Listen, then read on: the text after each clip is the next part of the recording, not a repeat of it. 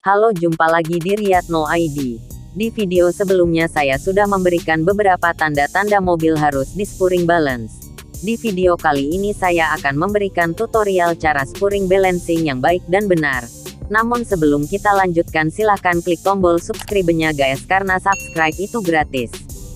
Spurring adalah salah satu bentuk servis rutin yang harus dilakukan pada mobil.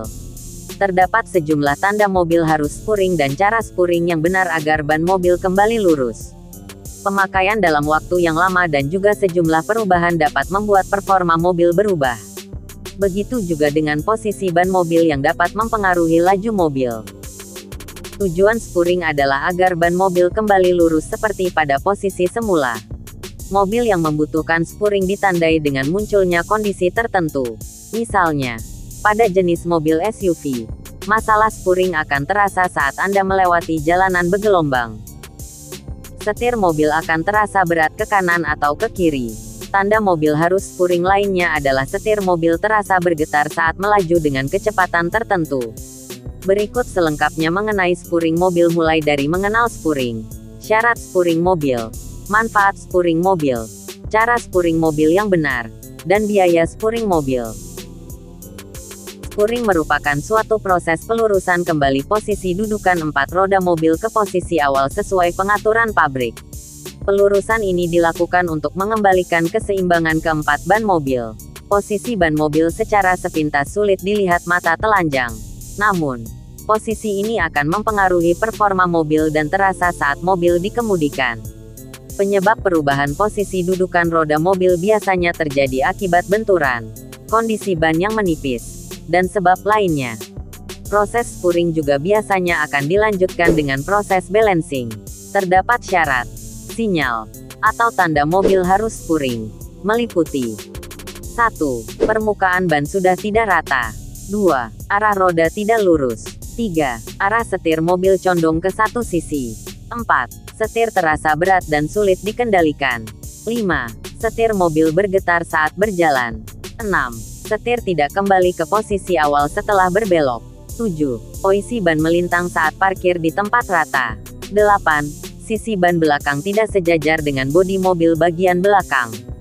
Jika mobil Anda memiliki tanda-tanda tersebut, segera lakukan servis spurring dan balancing agar berkendara tetap nyaman dan aman.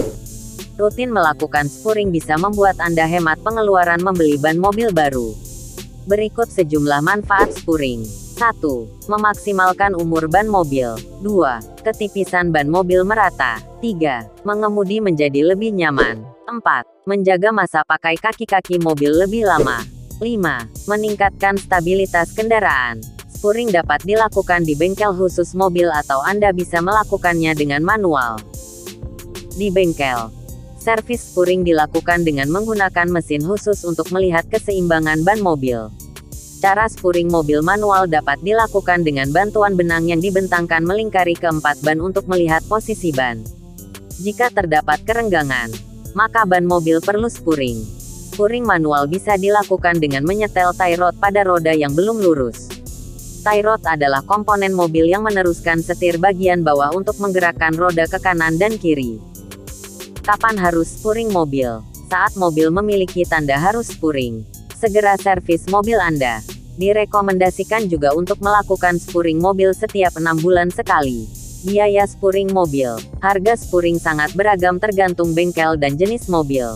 Kisaran biaya spurring berkisar antara 150.000 hingga 500.000. Itulah cara spurring mobil. Syarat dan tanda mobil harus spurring, manfaat spurring mobil, dan biaya spurring mobil. Pastikan Anda rutin melakukan spurring agar performa mobil tetap terjaga. Sampai di sini dulu ya guys, semoga video ini bermanfaat. Sekali lagi jangan lupa klik tombol subscribe, like, share dan nyalakan loncengnya agar tidak ketinggalan video-video saya yang berikutnya. Terima kasih.